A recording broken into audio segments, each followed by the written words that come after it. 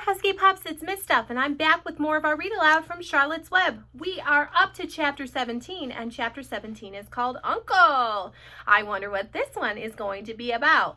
Last we left off, our friends Charlotte and Wilbur were off to the fair, and along with Avery, Fern, and the whole clan, they were hoping that Wilbur would bring home a big prize. Well, my friends, if you know anything about a fair, usually it's rather warm there. Whew, hot, hot, hot. Well, today it's rather chilly around here, but we're going to pick up where we left off and see whether or not Wilbur is ready to win a blue ribbon at the fair.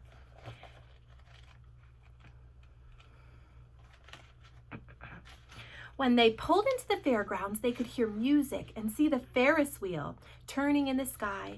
They could smell the dust of the racetrack where the sprinkling cart had moistened it, and they could smell hamburgers frying and see balloons aloft. They could hear sheep bleating in their pens. An enormous voice over the loudspeaker said, "Attention, please. Will the owner of a Pontiac car, license plate number H2439, please move your car away from the fireworks shed?" "Can I have some money?" asked Fern. "Can I too?" asked Avery. "I'm going to win a doll by spinning a wheel, and it will stop on the right number," said Fern. "I'm going to steer a jet plane and make it bump into another one." "Can I have a balloon?" asked Fern. "Can I have a frozen custard and a cheeseburger and some raspberry soda pop?" asked Avery. "You children be quiet till we get this pig unloaded," said Mrs. Arabelle. "Let's let the children go off by themselves," suggested Mr. Arabelle. "The fair only comes once a year." Mr. Arabelle gave Fern 2 quarters and 2 dimes. How much is 2 quarters and 2 dimes, Husky Pups? And Mr. Arabelle gave Avery 5 dimes and 4 nickels. 5 dimes and 4 nickels.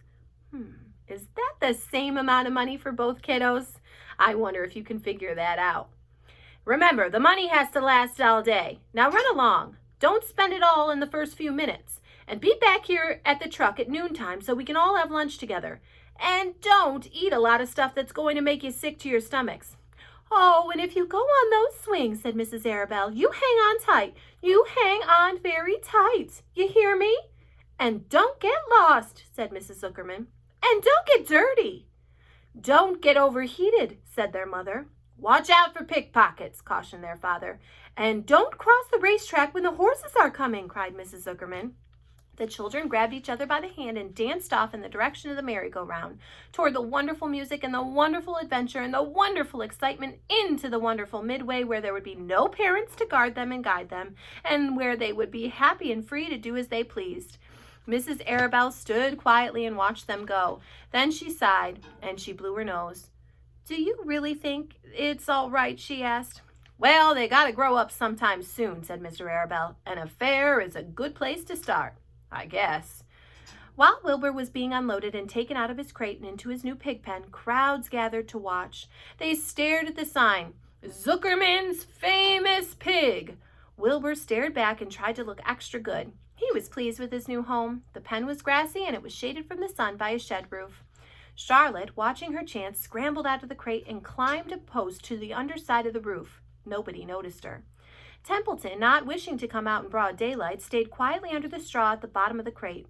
Mr. Zuckerman poured some skim milk into Wilbur's trough, pitched clean straw into his pen, and then he and Mrs. Zuckerman and the Arabelles walked away toward the cattle barn to look at purebred cows and to see the sights. Mr. Zuckerman particularly wanted to look at tractors. Mrs. Zuckerman wanted to see a deep freeze. Lurvy wandered off by himself, hoping to meet friends and have some fun on the Midway. As soon as the people were gone, Charlotte spoke to Wilbur. "It's a good thing you can't see what I see," she said. Well, what do you see?" asked Wilbur. "There's a pig in the next pen, and he is enormous. I'm afraid he's much bigger than you are." "Maybe he's older than I am, and he's had more time to grow," suggested Wilbur. Tears began to come to his eyes. "I'll drop down and have a closer look," Charlotte said. Then she crawled along a beam till she was directly over the next pen. She let herself down on a drag line, and she hung in the air just in front of the pig's snout. "May I have your name?" she asked politely. The pig stared at her. "No name," he said in a big, hearty voice. Just call me Uncle." "Very well, Uncle," replied Charlotte. "What is the date of your birth? Are you a spring pig?" "Sure, I'm a spring pig," replied Uncle. "What did you think I was, a spring chicken? Huh, huh, that's a good one, eh, sister?" "Mildly funny," said Charlotte. "I've heard funnier ones, though. Glad to have met you. And now I must be going." She ascended slowly and returned to Wilbur's pen. "He claims he's a spring pig," reported Charlotte, "and perhaps he is. One thing's certain, he has a most unattractive personality. He is too familiar, too noisy, and he cracks weak jokes. Also, he's not anywhere near as clean as you are, nor as pleasant. I took quite a dislike to him in our brief interview. He's going to be a hard pig to beat, though, Wilbur, on account of his size and his weight. But with me helping you, it can be done." "When are you going to spin a web?" asked Wilbur. "This afternoon, late, if I'm not too tired," said Charlotte. "The least thing tires me these days. I don't seem to have the energy I once had.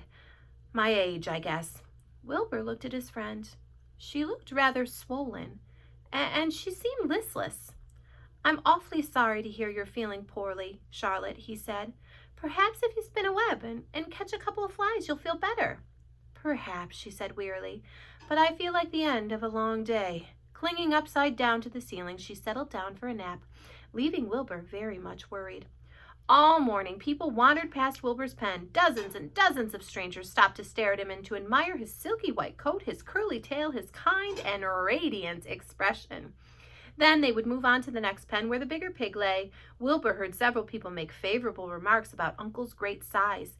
He couldn't help overhearing these remarks, and he couldn't help worrying. And now, with Charlotte not feeling well, he thought, "Oh dear." All morning, Templeton slept quietly under the straw. The day grew fiercely hot. At noon, the Zuckermans and the Arabelles returned to the pig pen. Then a few minutes later, Fern and Avery showed up. Fern had a monkey doll in her arms and was eating Cracker Jack. Avery had a balloon tied to his ear and was chewing a candied apple. The children were hot and dirty. "Oh, isn't it hot?" said Mrs. Zuckerman. "It is terribly hot," said Mrs. Arabelle, fanning herself with an advertisement of a deep freeze. One by one, they climbed into the truck and opened lunch boxes. The sun beat down on everything. Nobody seemed hungry. "When are the judges going to decide about Wilbur?" asked Mrs. Zuckerman. "Not till tomorrow," said Mr. Zuckerman.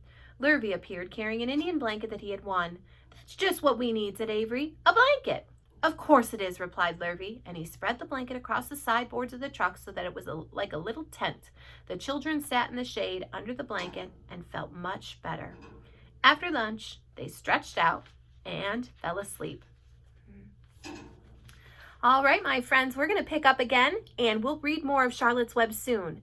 Before I leave you for today, one thing I want you to think about is why Charlotte is so swollen and so tired. Oh my goodness gracious, do you think she's going to be able to make a web for Wilbur and help him win a ribbon? Do you think that she's going to be too tired to do that? Why don't you make a prediction, my friends, and think about what's going to happen next with not only Wilbur, but with our friend Charlotte too. I'll catch you later, Husky Pups. We hope you have a great day. See you soon.